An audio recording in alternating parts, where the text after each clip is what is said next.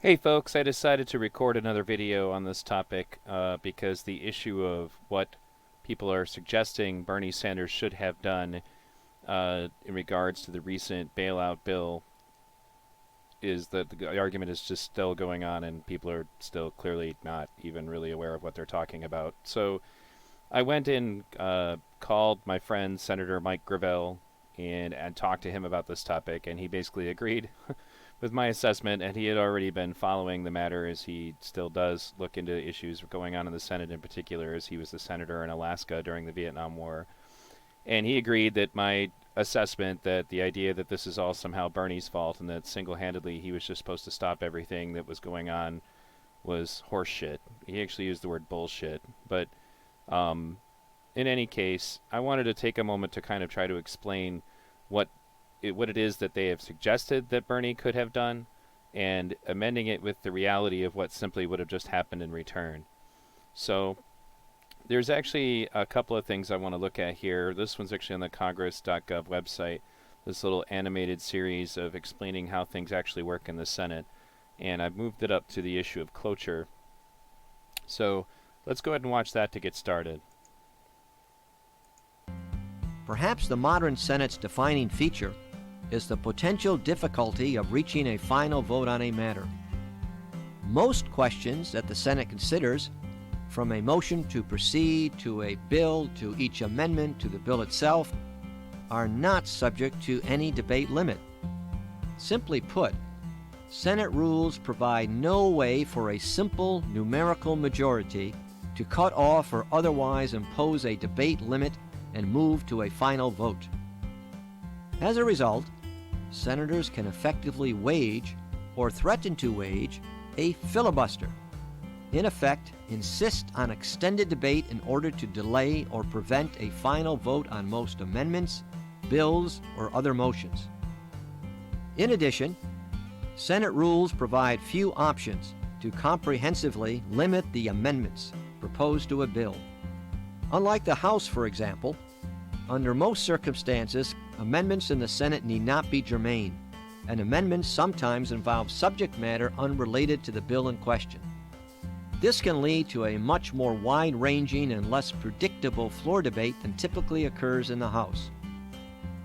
Senate Rule 22, often called the cloture rule, does allow a supermajority to limit debate on a bill, amendment, or motion. In addition, in the case of a bill, cloture limits the amendments that can be offered. Supporters of, for instance, a bill under floor consideration can file a cloture motion, signed by at least 16 senators. 2 days of session later, senators vote on the cloture motion. If 3/5, usually 60 senators, agree, then further consideration of the bill is limited to 30 hours, during which only amendments from a pre-specified list of germane ones can be offered. After this final period of consideration, the Senate will take a final vote on the bill. This final vote requires only a simple majority for approval. But because a cloture process is often required to end debate on a bill, then the bill first must garner the support of a 3/5 supermajority. All told, this process of reaching a final vote on a bill can require about a week of Senate floor time to complete. Overall, these rules and practices governing floor debate and amending in the Senate provide significant leverage to each individual senator. But rather than relying on the formal rules like cloture. Now, I wanted to go ahead and take a moment and point out that the Progressive Caucus that Stoller and Dorr and all of them keep consistently suggesting that somehow should have gotten organized. I believe there was like 60 or so members in the House. There's a single member in the Senate, and you'll never guess who that is. That would be Bernie Sanders.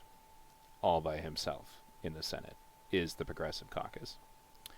So it would not. The other thing we have to remember here is, like they just said, a supermajority could bring about cloture. The bill just passed 96-0. Even if it was 95-1, that's still way past a supermajority. So the notion that he could hold up the bill is only true in that it could be very temporary, but it really wouldn't have achieved anything aside from, the giving the media more ammunition. The funny thing is that Jimmy Dore refers to this as like a trap, and that the good stuff in the bill is the cheese. I think that, to be brutally honest, I'm sure that the people who wanted this bill to pass were all ready and waiting for Bernie to be stupid enough to try to step in there and stop it all by himself. And there's more information on this website, in particular about how a bill even gets considered in the first place. And one of the major problems with all of these conversations that are going on is that nobody's taking into account that rent is due for many of us right now, and a lot of us don't have any money. Bernie and AOC basically were in a situation where they needed to get money to us as fast as possible. And the funny thing is even with this passing, they're still looking at it being considerably delayed, along with the unemployment provisions are also going to have problems. So the money's not even going to get to us very soon as it is, or quite possibly. So, like I said earlier, we are basically the hostages in this situation, being held hostage by the establishment. And what they're basically asking Bernie to do would be to hold up the bill, which therefore meant to hold up all financial assistance in the bill to the people who desperately need it, meanwhile getting eviscerated by the media, and then eventually being overridden by cloture anyway, and then it was going to pass. Nothing Bernie Sanders could have done would have prevented it from passing. And all this horse shit about, getting organized, etc. The membership of the Progressive Caucus is only about 60 out of hundreds more congressmen. So again, they're grossly overestimating the power of the progressive movement in the House and definitely in the Senate. So just something to take into consideration. I went ahead and pulled up what I could find as far as the Senate hold, which I guess is what they were suggesting that Bernie should have done. There's a process involved here in regards to parliamentary procedure that he could do to put a hold on a bill, but that can also be overridden by cloture.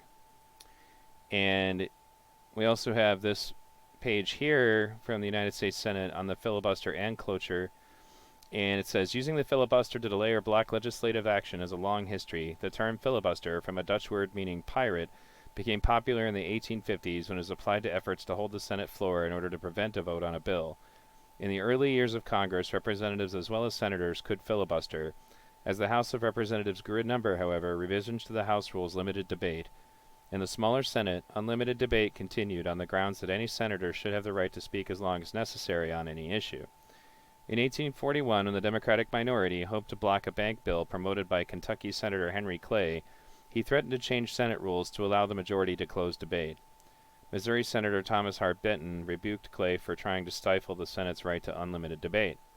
3/4 of a century later, in 1917, senators adopted a rule, Rule 22, at the urging of President Woodrow Wilson, that allowed the Senate to end a debate with a two-thirds majority vote, a device known as cloture.